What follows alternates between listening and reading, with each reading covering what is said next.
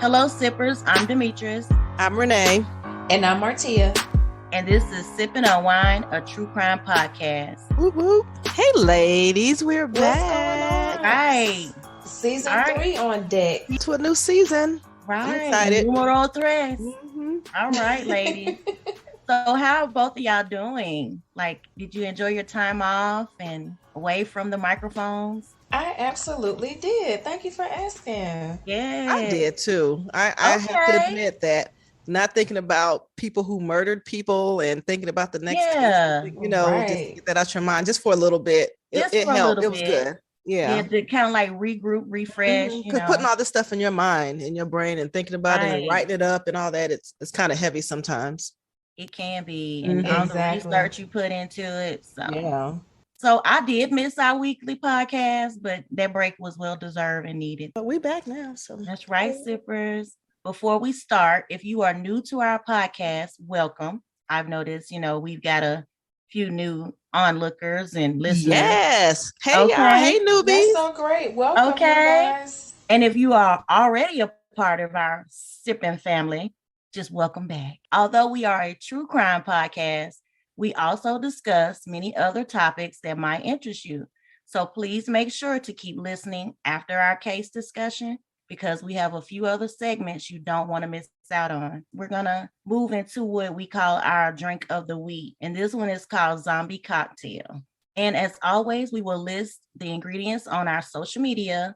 So please let us know, as Renee and Marty always say, let us know if you try it or add it to your list of cocktails. We want to know. Tag us, right. Even if it's not even these cocktails, if it's just a cocktail listening to our or you want to suggest that we should drink. Right. Yeah. Any suggestions, we'll take those too. We'll take them. I also have like something for our sippers who live on the wild side called a mocktail. It's called Tropical Breakfast Mocktail. And my daughter and I tried it while I was on the break, and it was pretty good for it to be a mocktail. Before we begin speaking on this week's true crime, we want to acknowledge the people that these crimes have left a lasting impact on. We also want to send our heartfelt sympathy to not only the survivors, but also the loved ones and friends of all victims we are about to discuss. And I want to throw out a disclaimer. Some of the material in today's episode might be unsuitable for most listeners. Discretion is fully advised. Take a minute. All right, so let's get into it. Hit the end button, hit the stop button if you don't want to go past this point. I'm ready, I think. I'm ready too. Okay, ladies. So today's true crime is going to take us to Atlanta, Georgia. This particular case was almost as big as the O.J. Simpson trial as far as having media coverage. But keep in mind, that's all my humble opinion. So back in March of 2005, there would be a massive manhunt conducted and orchestrated to capture a fugitive. This search will bring about multiple law enforcement agents to become involved, from several local police departments to the FBI and ICE. And ICE is the U.S. Immigration and Customs Enforcement, and all of whom were searching for one mass shooter who would leave behind 4 dead and 1 individual brutally beaten. We're going to discuss the true crime case of Brian Gene Nichols. Do you ladies remember Brian Nichols? Oh, yeah, that's the one. Goodness, yes. Yeah. Wow. Yeah. So I dug into my little archive of people that I wanted to write about, and his kept surfacing up. So was that 2005? Man, 2005. I can't believe it was that long ago. I remember the night before they caught him. That's crazy. Well, as for me and my family sippers, we were a little baffled about this case because we couldn't believe one man could cause so much panic and mayhem in a major city. We just knew it was more than one person. Nonetheless, this story was covered over a lot of media outlets and made major headline stories back in March of 2005, and it became a very high-profile case. So let's dive in.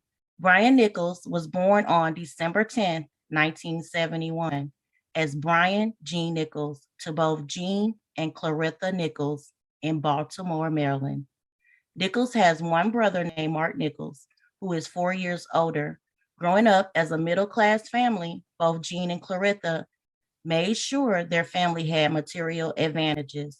According to an article written in the Baltimore Sun, The boys always had the latest BMX trick bike. Nichols' father worked hard as an entrepreneur. He owned a variety of food service businesses, and his mother was noted to be a devoted homemaker and a good cook. She also worked long hours for the IRS.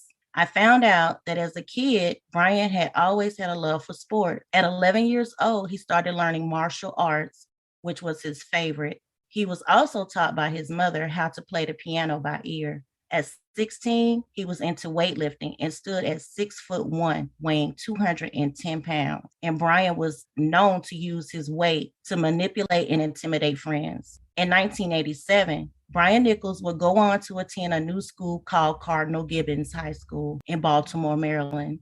While there, he would go on to play football his sophomore and junior years. Later, Brian would transfer to attend Northern High School to finish out his senior year with his close friend named Zachary Dingle. The two had made plans to not only attend the same college, but to play in the NFL together. After graduation, the pair will both attend Kutztown University in Eastern Pennsylvania. But Zachary would soon leave Brian and the university behind to attend and play for a college in Virginia.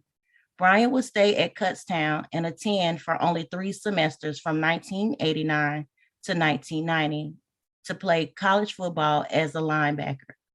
But while there, for his brief attendance, Brian would get arrested 3 times. In 1990, he was charged with terroristic threats, simple assault, disorderly conduct, and harassment from an incident that occurred at the university's dining hall. Nichols pled guilty to the 2 lesser charges in which he paid fines, and the others were dismissed. So I have also a little small insert is digging into my Brian Nichols case. In May of 1990, both Brian and Zachary would join the Army Reserves together to help pay for college. They enlisted as Army buddies, and Nichols would go on to complete his years with the Reserve, doing an 8-year commitment. In 1991, Nichols was arrested twice in 1 month for criminal trespassing, misdemeanor criminal mischief, and disorderly conduct. But those charges were later dropped. Do y'all see he getting a pattern? He getting in trouble? Yeah, he was doing a lot. He definitely was doing a lot. Team too much. Mm-hmm. Right. Oh, I like that. Team too much. Yes. After his short stay at Kutztown University, Nichols would transfer to Newberry College in South Carolina from 1992 to 1993. But another source I found is stated that the dates were from 1993 to 1994. So while there, he played defensive end for the football team. But this too was short-lived because Nichols was kicked off the team for stealing from a dorm room and was arrested for first-degree burglary.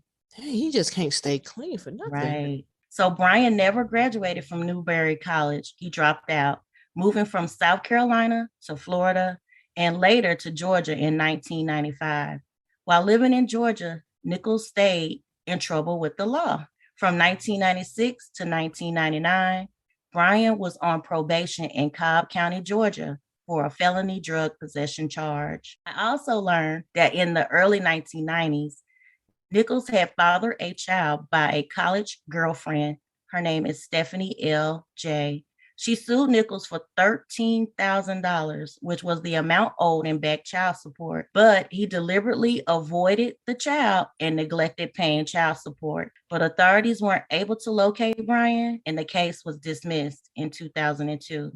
That's sad. Now, how you weren't able to locate him, but he in trouble? Yeah. Exactly. Were you really looking? Just saying, without saying. Although he had multiple run-ins with the law in the past, Brian Nichols worked for Hewlett-Packard for 8 years as a Unix systems engineer. He was last employed from March 2004 to September 2004 as a computer engineer for UPS. And allegedly, according to his brother, Mark Nichols, he was earning up to a 6-figure income. That's a lot of money. So he was really smart then, huh? He was really smart. Use his smarts for bad. I had no idea he had all that going on. Yeah, woo. And Brian also attended church regularly. So I had to throw that in because the next thing coming up is going to lead where he begins his trouble. So during this time, of September 2004, adding to his list of run-ins with the law, Brian was arrested and charged for the brutal assault of his former ex-girlfriend of 8 years. Nichols had discovered that after their breakup, she was dating Chris Rowell, a minister from the church. This angered Nichols, and he had forced his way into her home, bound her up with duct tape at gunpoint, and sexually assaulted his ex-girlfriend. During her testimony, she said Brian told her if she complied, he wouldn't harm her and he would let her go. But if she didn't, there would be a murder-suicide. He also said he would cover her with lighter fluid and burn her to death.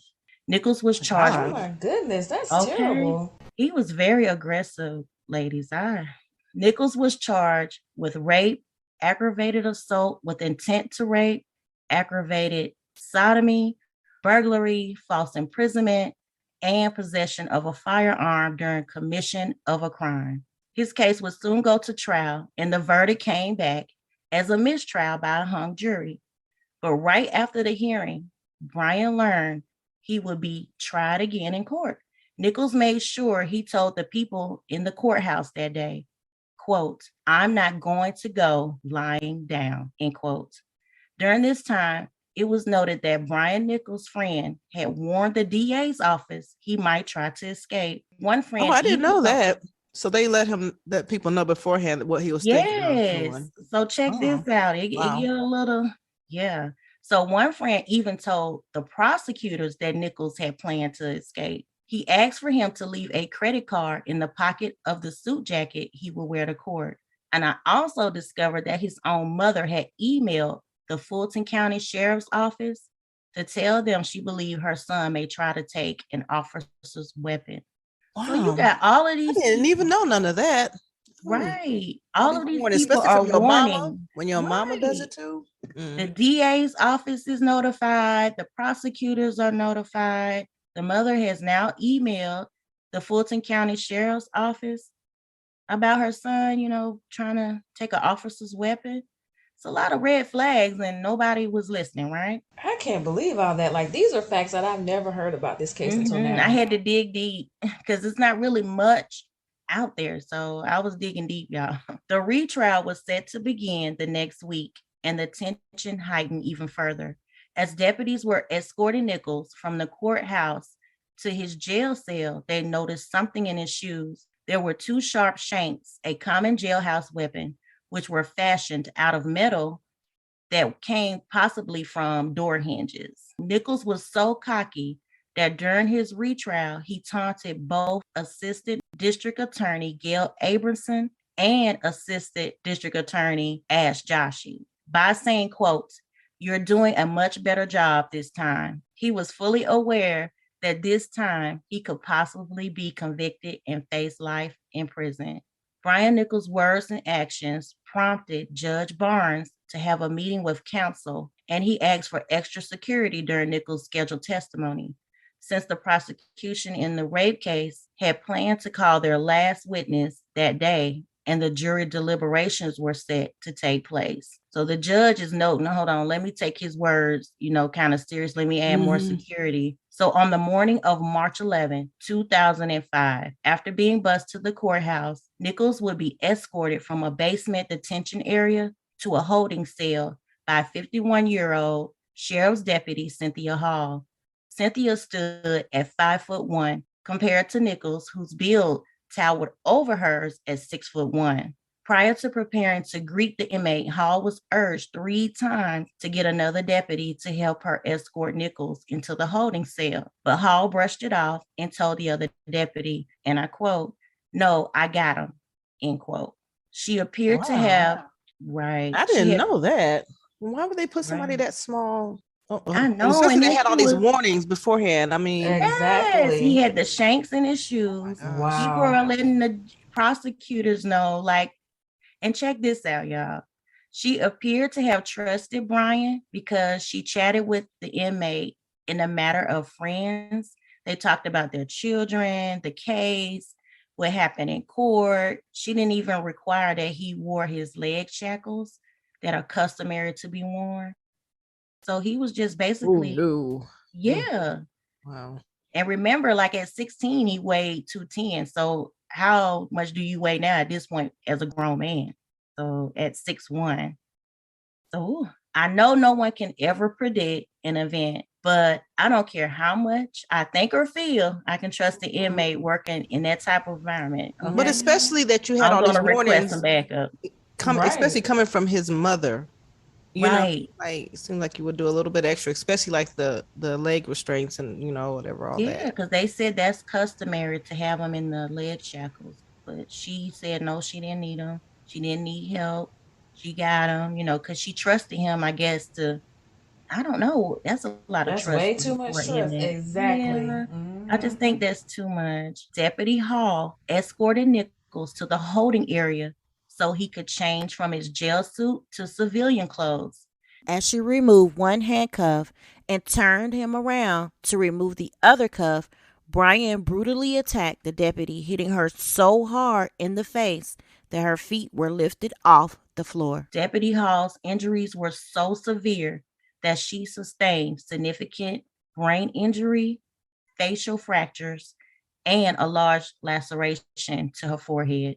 Doctors initially thought she had a gunshot wound to the face. So Brian managed to grab her gun belt that included the radio and weapon magazines. He also changed his clothes and grabbed her keys and locked her up in the holding cell area. After leaving her, Brian went looking for Judge Roland W. Barnes, the judge over his trial. He went to his chambers only to see 3 other people, in which he made all sit on the floor and asking where to find Judge Roland. But he was quickly greeted by Sergeant White, the court's bailiff. He attempted to disarm Nichols, but failed. Nichols said to him, and I quote, "Don't do anything, Sarge. I've got nothing to lose," end quote. At gunpoint, Brian forced Sergeant White to handcuff the 3 people in the room. Luckily, Sergeant White was able to press the emergency button in the chambers before being handcuffed himself and placed in the bathroom by Nichols. After leaving the chambers, Brian entered into courtroom AF from a door behind the judge's bench where Judge Barnes was presiding over a civil trial. Unaware of Nichols being behind him, according to witnesses, Brian shot Judge Barnes close range in the back of the head. Nichols quickly scanned the room. That's terrible. Right. Nichols quickly scanned the room, looking for the 2 assistant district attorneys prosecuting his case. Due to not seeing them before leaving, he lowered his weapon and shoots Julie Brandeau, the court reporter, in the head. He also searched in a room where witnesses were held before the next case was set to begin, looking for his ex-girlfriend, but the room was empty. Apparently, she was running late that day. I'm glad she was not there because he was determined to get everyone on his list. Nichols tries to flee by escaping through an emergency stairwell where he runs into Sergeant Hoyt Teasley, who was just arriving to work and heard the alarm and pursued Brian, not knowing what he had done. Running down flights of steps to a door that exited on Martin Luther King, Nichols managed to escape with Sergeant Teasley right behind him. Nichols turned to fire 2 shots, and before Sergeant Teasley could draw his own gun, he was hit once in the abdomen and was pronounced DOA at Grady Memorial Hospital. So during his escape, Nichols managed to carjack 5 vehicles. This yielded 5? Wow. Right. And this was all on the news. I remember it was 2 or 3. Wow, 5. Okay. He managed to carjack 5 vehicles. This yielded injuries to many of the carjacking victims, and it is detailed in Murderpedia if anyone is interested in those details, because they do get a little more explanatory on what happened. Meanwhile, a manhunt was placed for Brian Nichols. He was even featured on America's Most Wanted that night. Georgia's then governor, Sonny Perdue, announced that day there was an award of approximately $65,000 for any information leading to Nichols' arrest. The city of Atlanta was on a virtual lockdown. There were roadblocks at every major intersections in downtown and midtown with helicopters and hundreds of officers and cruisers. More than 100 state troopers and officers from several agencies, including the FBI, assisted in a search that yielded no results. But later that morning, Brian was spotted by someone and they stated that he was on the MARTA train heading north. Later that night, Nichols tried to kidnap a woman and force his way into her apartment, but was caught off guard when her boyfriend was inside. The two wrestled each other while the woman called 911, and Brian managed to escape by striking the man in the head with the gun he was holding. On the morning of March 12, 2005, U.S. Immigration and Customs Enforcement agent David G. Willem was found dead in his unfinished house. He was there to do work on the house that he was having built. Reports state he had been shot and killed that Friday night. Agent Willem had been shot in the abdomen, and his wallet with his badge, gun, and pickup truck were all stolen. At 2 a.m. on March 12, Nichols made it to Gwinnett County and approached a woman by the name of Ashley Smith at Bridgewater Apartments in Duluth, Georgia, which is about 27 miles north of Atlanta. So it's not that far away. He pointed a gun at her and said, quote, "If you do what I say, I won't kill you." He forced Smith inside her apartment and told her he was a wanted man. Nichols forced her into the bathroom and tied her up with an electrical cord and duct tape. He covered Smith's head with a towel while he showered to keep her from watching. While being held hostage, she told Nichols about her 5-year-old daughter, Paige, and how she had plans to visit her that day. After being held hostage for several hours, Brian asked for marijuana, but Smith told him she only had ice, methamphetamine, for those that aren't familiar with what ice is. And the last time she used was 36 hours ago. Insisting she use with him, she refused and told him she will read the Bible in a book by Rick Warren, The Purpose-Driven Life. As time passes, Nichols tells her that he has to get rid of the truck.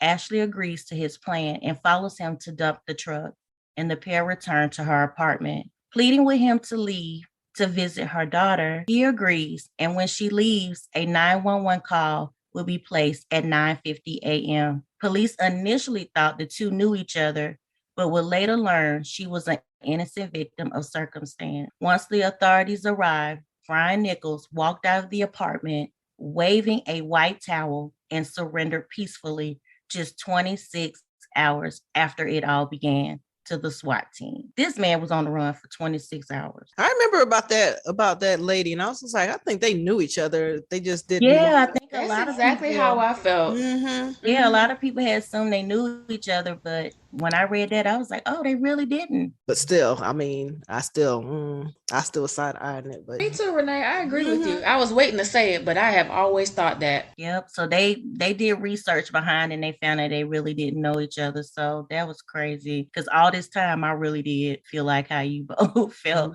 They knew each other. How he know to go in her apartment and sit there all that time? Yeah. But after he was taken into custody, Brian Nichols confessed to everything and explained in full detail all that happened. He even told police in a videotaped interview on March 12th, and I quote, "I was actually very impressed that they didn't shoot me when I walked out the door," end quote. I was too, though. I'm going to have to confess. Because you did a lot of damage. I thought maybe they were going to gun him down, but they didn't. On May 5th, 2005, Nichols was indicted by Fulton County Grand Jury on 54 counts, including murder, felony murder, kidnapping, armed robbery, aggravated assault, aggravated battery, theft, carjacking, and escape from authorities. And on May 17, 2005, Brian Nichols would plead not guilty. Not guilty? Right. His trial was set to begin on October 2nd, 2007, but it was delayed. While waiting for the trial to begin, it was discovered that Nichols was plotting a second escape attempt, y'all, with friendly help from people he knew on the inside. So you were plotting again I mean, might as well. It looks like he got out before. Like, I wouldn't think that he would stop doing that now. I mean, he said, he has nothing to. But the fact that people on the inside were willing to help this dude after these lives were lost, that's what's getting me. Mm-hmm. Okay. So the defense attorney sought to get the death penalty, and this case was now costing up to $15 million, totaling $5 million for the lawyers for both the prosecution and the defense attorneys, with $10 million due out to the families. On September 22nd, 2008, about 3.5 years after the crimes, Brian Nichols entered in a plea of not guilty by reason of insanity. He's claiming he's insane. Yeah, that wasn't insanity, but okay. Right. His defense attorneys called psychiatrist Mark Cunningham to the stand to testify about Nichols' mental condition. Cunningham said Nichols had an emotionally distant relationship with his parents because when he was a child, they worked long hours and they were seldom home. His father routinely drank alcohol and smoked marijuana. Nichols began to abuse the same substances as a kid. Nichols was sexually abused by a cousin and his older brother, and it was noted that he was bullied as a child. Cunningham said, quote, "The stresses of childhood is what carries forward into adulthood," end quote. Cunningham also read an excerpt from Nichols' confession, and it stated, quote, "I felt as though I was a slave rebelling. I was a slave rebelling against the government of the United States, and as a soldier, I don't feel as though I committed any war crimes. Slaves have a tendency to rebel. And as a result, I felt as though it was my right as a human being, basically, to rebel as a slave. And I felt that it was my right to declare war on the United States government," end quote. What y'all think about? My thought is boo-hoo and side-eyeing all that. Right. I mean, a lot of people, a bunch of BS. A lot of people grew up that way and had those kind of things going with them, and exactly. You become an adult and you have to take care of, take your responsibility of what you're doing. To kill people, get out of here. There's no excuse. Go get help for those issues that you have. Like Renee was saying, that's no excuse at all. So after a total of 6 weeks and 94 witnesses, on November 7th, 2008, the jurors would find Brian G. Nichols guilty of all 54 counts after deliberating for 12 hours over 2 days. On December 13, 2008, Nichols, age 34, was sentenced to multiple life sentences without parole and hundreds more on more than 50 charges. The death penalty was spared for Nichols because the jury failed to reach a unanimous decision as required by the Georgia law. So, I was just about to ask that, like, why didn't he get the death penalty? But so the judge by law had to hand down only life sentences. He couldn't sentence him either. The jury has to do it. So from my understanding of trying to look up that law, many lawyers since this case, they've been trying to get it to where even if it's just out of 12 jurors, only 6 said death penalty, they want it to still, stand as a death penalty sentence. But right now that law hasn't been changed. It's carried over to the judge still if it's a hung jury on it. I have a few little details that I didn't include, but I want to add. While Brian Nichols was on the run from the law, his mother and father found out while working in Africa by watching the CNN news. So this prompted them to leave, come back to Georgia immediately. So they didn't even know all of this was happening. They were overseas working in Africa. So when I found it, I was like, ooh, I'm going to add this in. But on March 25th, 2005, Ashley Smith, the lady that called 911 and reported him, was rewarded all of the monies. Okay, y'all? She got a little hefty large sum of monies for turning in Brian Nichols. She received $70,000 in reward money for helping with Nichols' capture, $25,000 from the U.S. Marshal, $20,000 from the FBI, $10,000 from Georgia Governor Sonny Perdue's office, $5,000 from Georgia Sheriff's Association, $5,000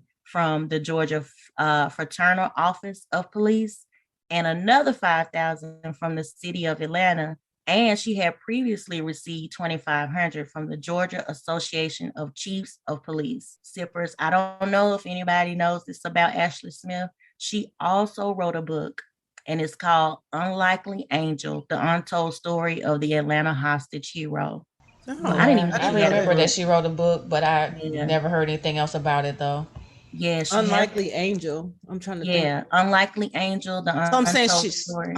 You're making emphasis on that. No, I'm just trying not to be an asshole, but I'm just trying to think. So she's the angel. She was an angel for him. I guess so. You know, she like he deserved an angel, and that was her. I'm not gonna read the book, but if anybody want to write in the comments, if you read it or know anything about it, leave it in the comments. Because I don't know.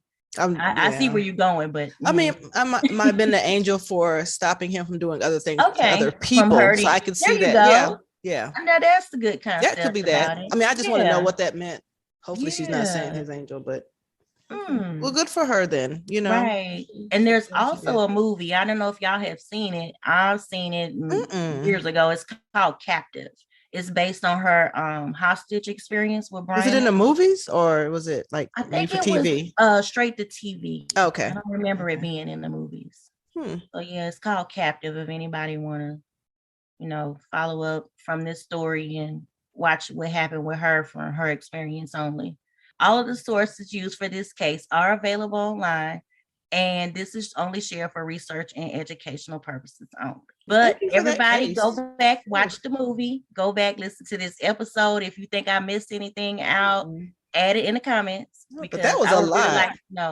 That was a lot. And I remember, when this happened, and I remember like the whole city was like on high alert because we were just thinking he was just gonna pop out anywhere.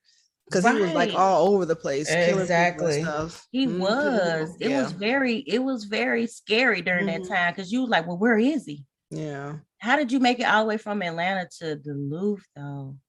That's far. Not really. If he's if he's carjacking people. Well, right, but you just knew to go that direction though. That was odd. But that's the true crime case of Brian G. Nichols. And we're going to close the book on him because he's in prison for a very long time.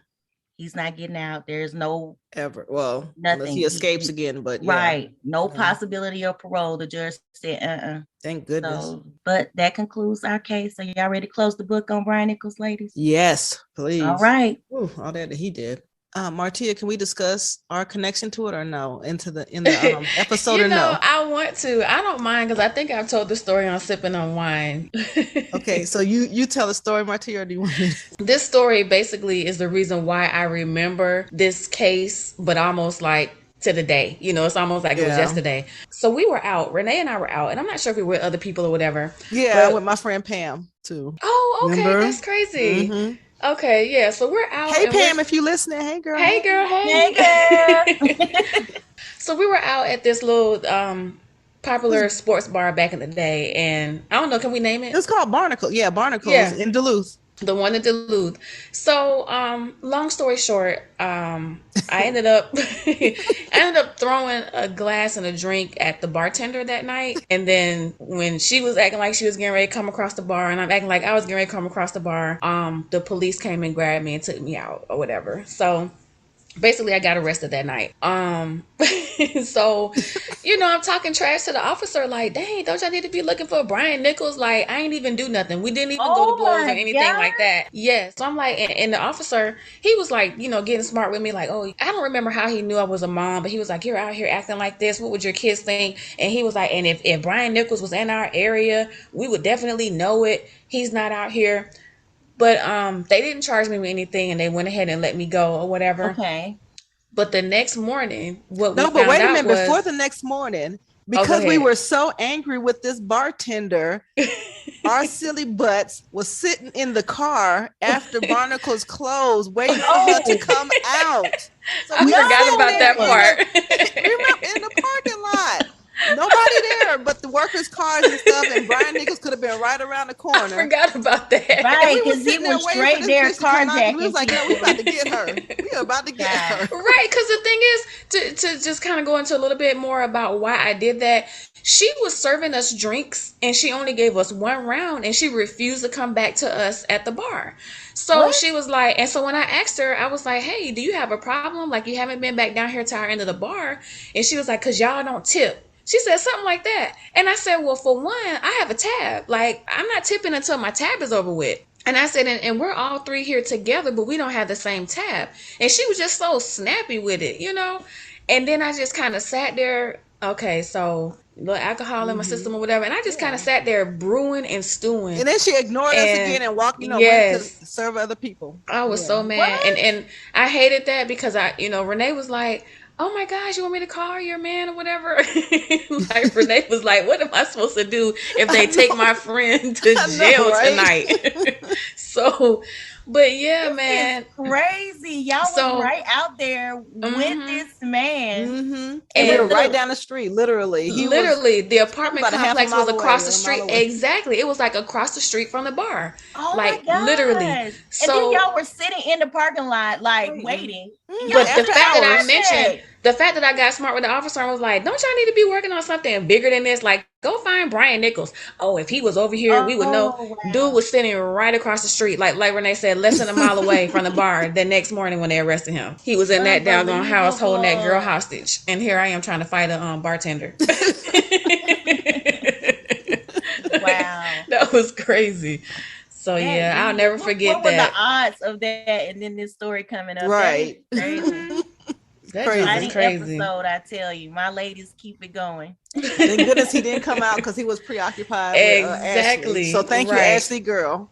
All right. Yeah, appreciate it, Ashley. Maybe she was the unlikely angel then. Probably because I mean if she went over there with keeping him occupied, he could have been out there strolling. Because who knows where he would have wandered off to exactly while we sitting out there being crazy. Right. Just gotta give it to my dog though, man. Renee, you done had my back through all kind of crazy shenanigans. I always be playing security, right? Like when everybody else be like, "What? I ain't never seen her get like that before." Renee done seen it all. This ain't nothing new. Right. Renee just be quiet, like, "Oh, I done seen that bitch do everything that y'all haven't." But yeah, that was crazy though. That case will always be in my memory. That's why I was just like, wow, 2005. Was it that long ago? Gosh, because it didn't seem like that long ago. That 2005. It was 2005. Man. Okay, sippers and my lovely ladies, we're gonna jump into what we call a quickie. Since we discussed the Brian Nichols case and his case involved a prison break, I decided to look in prison and jail breaks in America. The number of escapees from federal and state prisons in the United States from 2007 to 2019. The numbers are quite high, but there is so much that is inconclusive about it. It doesn't quite reflect or show how many are captured after escaping or details on how these individuals actually escaped. Because there was a recent prison break case involving a correction officer and an inmate, I don't know how much of her story they'll share in the future, but I might make that an episode too, because that was kind of the one where they was involved with each other. Right, Vicky White. Yeah, she was an ex-correction officer accused of helping an Alabama inmate escape, and she did die, and they said by suicide. Yeah, like crazy. She was 56. Yeah, that was crazy. That was a wild story. Yeah, it was.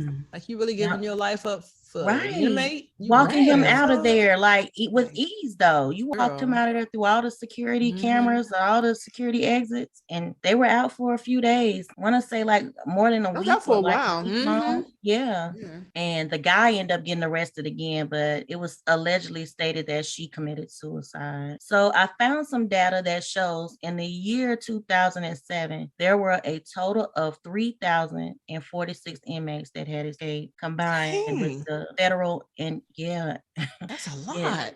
Yes, it is a lot. And in 2008, there were 2,481. And I'm going to skip forward to 2015, there were 2,277. And in 2019, there were 2,231. That's a lot of people. So that's the breakouts, like all the breakouts or the all the people. Wow. All the inmates, they have escaped. Okay. Imagine imagine not having to try to escape prison if you just didn't commit crimes. That is a thing. But I mean, criminals gonna crime. Right. Wow. And whatever. That's a huge number. Exactly. As I was researching this, I was thinking about that hit show that came out on Fox called Prison Break. Did y'all ever get into I never that? watched that show. I tried to for a couple of seasons, but they tried to escape every episode. I was like, okay, this is enough.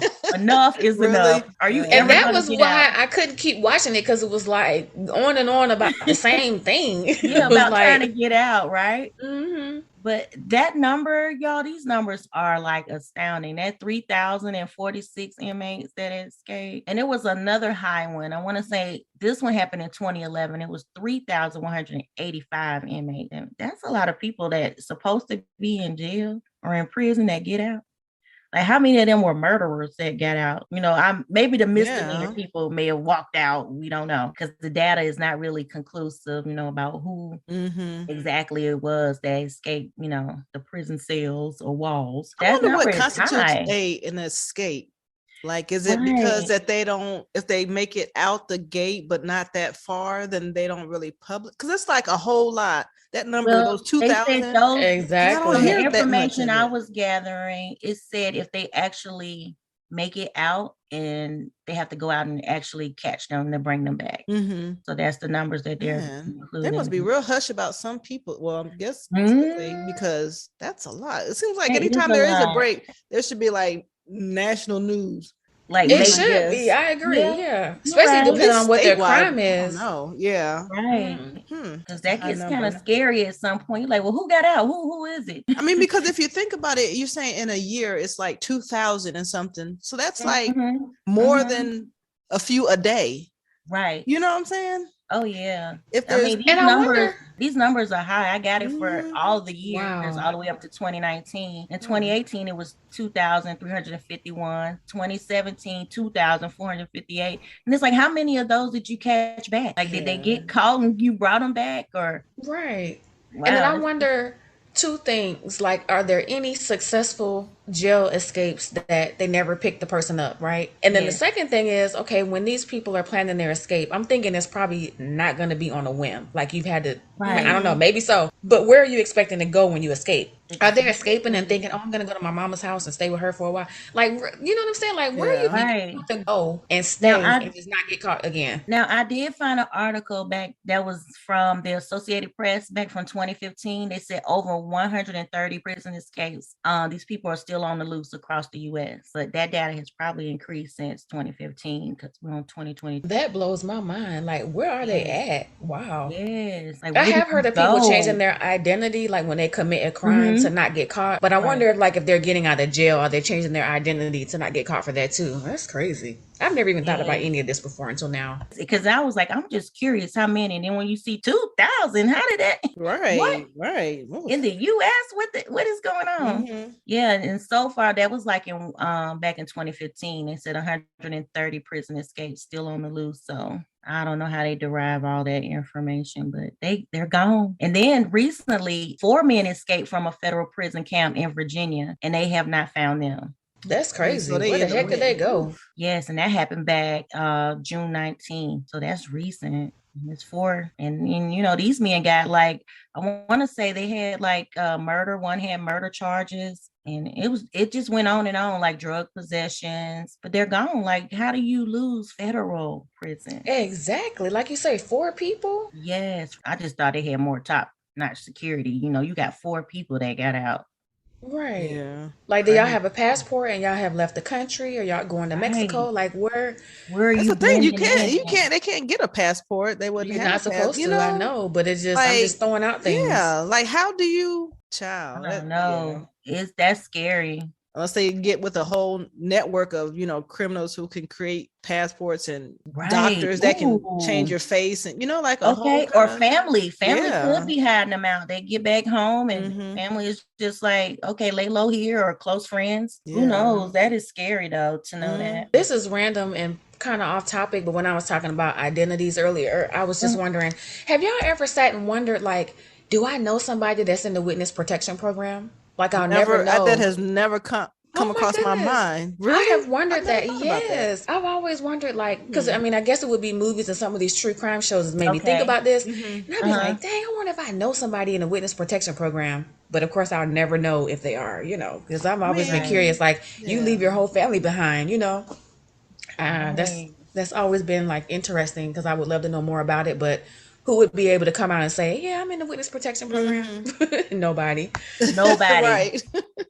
Ooh, I ain't never thought about that. No, that's funny. Yeah, that'd be the random stuff that goes through my head sometimes. Yeah. Things that make you go, Yeah. That's something to think about. So that's going to end our segment on that. And we want to move in to another one called Random Wind Down. Y'all ladies ready for this one? Okay. Okay, so Random Wind Down is a segment where we select random current events or topics of our interest to have an open discussion and give our opinions on the various topics. So, okay, ladies, I found this article. Y'all know I love digging. On Yahoo News, a Taiwanese woman discovers her son's kindergarten classmate is the daughter of her husband and his mistress.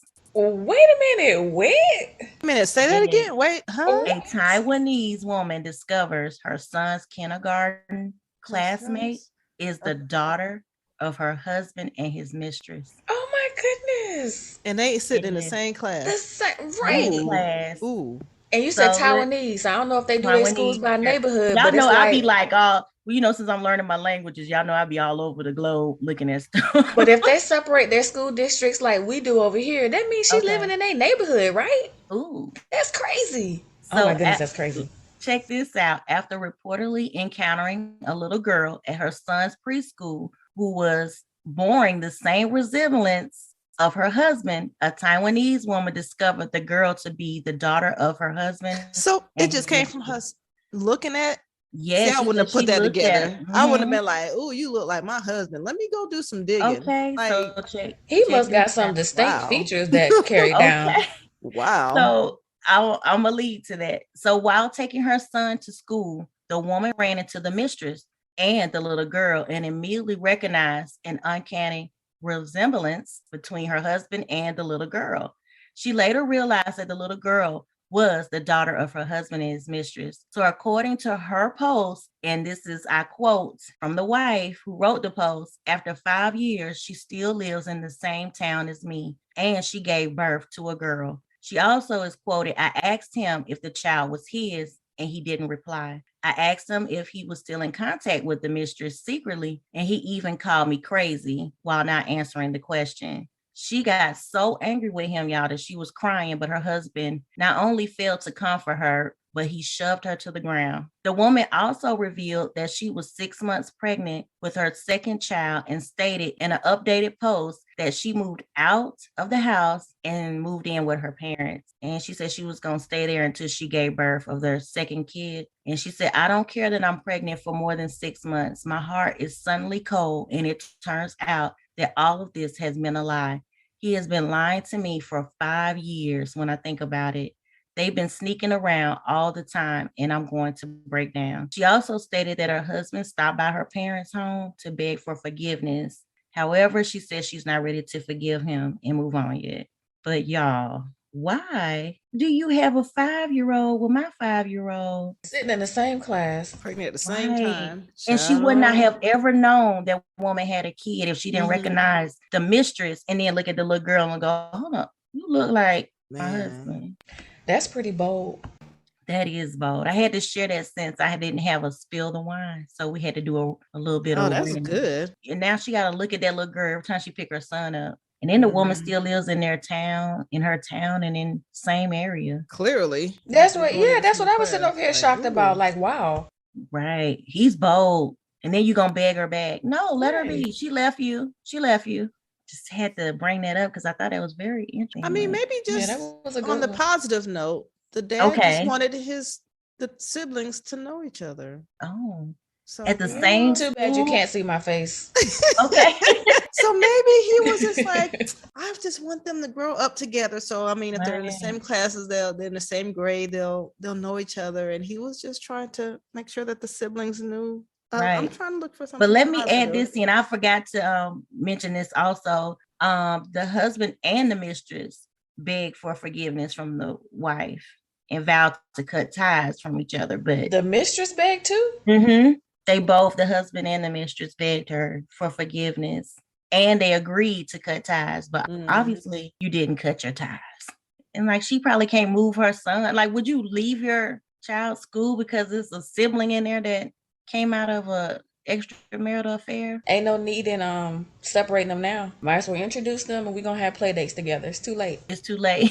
The kids didn't ask for all that drama. I'm mad you said bring me the baby. You know what I be saying? But especially with this situation, like seriously, I mean, it's kind of like you might as well let the kids get to know each other at this point because, you know, them kids, they probably had a couple of classes and he probably know, oh, that's my friend Lisa. Okay, well, Lisa's really your sister and we're just going to keep y'all connected at this point. You know? Right. Ooh. Well, sippers, let us know what you think about that random wine down and leave it in the comments. And this will conclude our season 3 opener. All right, what a good job. Woo. Yay, season 3, that's awesome. Season 3 is underway officially. We're back. So come back every Tuesday for a new episode. So with that being said, ladies, are you ready to exalt? I am ready. We hate to leave, but we gotta go. We gotta prepare for the next episode. So that's right. Tune in Tuesdays. Bye, sippers. Bye, ladies. Bye, sippers. Bye.